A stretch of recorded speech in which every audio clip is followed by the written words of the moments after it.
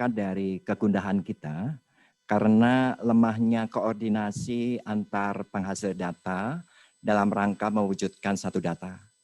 Kita juga melihat banyaknya keluhan dari pengguna data, ternyata data yang berasal dari Pemda dan KL itu berbeda-beda, karena perbedaan metodologi, perbedaan konsep definisi, dan seterusnya. Di satu sisi kita juga menyadari bahwa tuntutan pengguna data terhadap akses data itu ingin lebih cepat, lebih baik, lebih murah, dan di antara pengguna data banyak yang ingin mendapatkan konsultasi secara gampang. Karena itulah dibentuk inovasi ini, dan kalau kita lihat, kita sandingkan dengan Sustainable Development Goals atau tujuan pembangunan berkelanjutan, inovasi ini sangat selaras karena sejalan dengan tujuan nomor 17 dari SDGs, yaitu membangun kemitraan untuk mencapai tujuan. Kalau kita sandingkan lagi dengan Nawacita juga sejalan, terutama Nawacita nomor 5, di mana kita semua harus membangun tata kelola pemerintahan yang bersih dan efektif. Apa yang membuat inovasi ini unik? Yang pertama tentu saja di sana tersedia berbagai data, indikator strategis, publikasi, dan berita resmi statistik, dengan catatan data yang ditampilkan bukan hanya data dari BPS, tetapi juga data dari kementerian lain yang sudah difilter sedemikian rupa sehingga metodologinya dapat dipertanggungjawabkan. Misalnya di sana ada data mengenai harga pangan harian yang sangat penting sekali untuk melihat pergerakan inflasi, datanya kita ambil dari BI. Kemudian di dalam aplikasi ini kita juga membangun forum data, forum satu data, di mana seluruh stakeholder bisa berkomunikasi tanpa bertatap muka.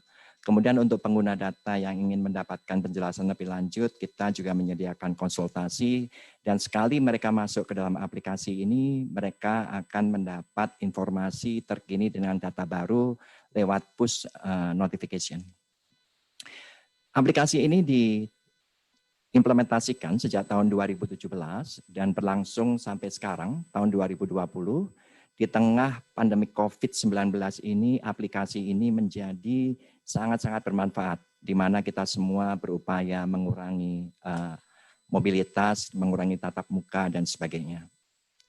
Apa yang kita tawarkan dalam aplikasi ini tidak sekedar sebuah aplikasi yang dapat diinstal dari Play Store kalau menggunakan Android, atau melalui Apple Store kalau menggunakan iPhone atau iPad, tetapi yang kita tawarkan adalah membentuk sebuah cara kerja baru, di mana para pengguna data dan stakeholder bisa meningkatkan kemampuannya lewat diskusi, lewat forum data, dan juga konsultasi.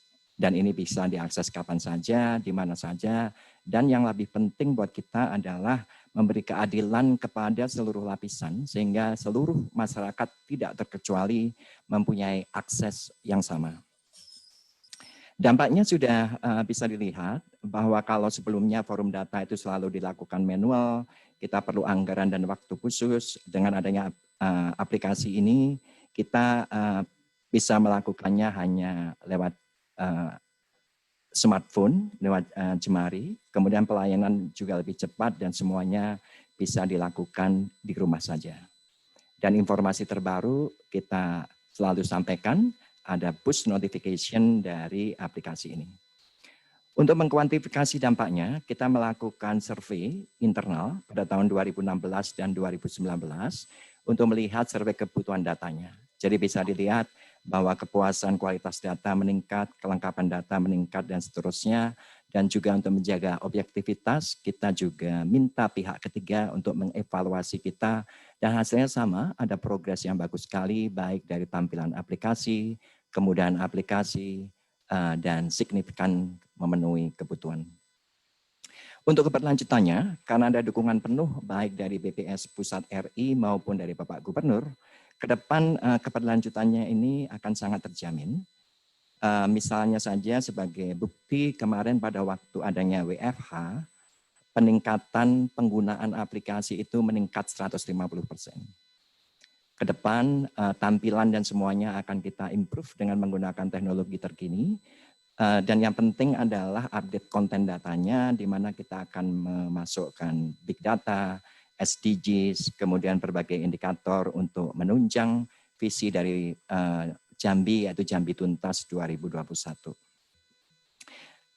Melihat keberhasilan dari Bikin Asik ini, aplikasi ini sudah direplikasi baik oleh internal BPS maupun eksternal BPS.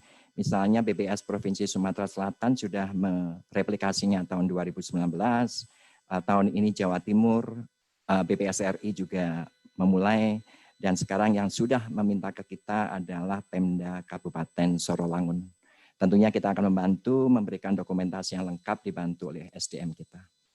Demikian Bapak dan Ibu sekalian yang bisa saya sampaikan. Kalau ada pertanyaan lebih detail, saya yang didampingi oleh anak-anak muda yang membangun aplikasi ini siap untuk menjawabnya. Terima kasih. Wassalamualaikum warahmatullahi wabarakatuh.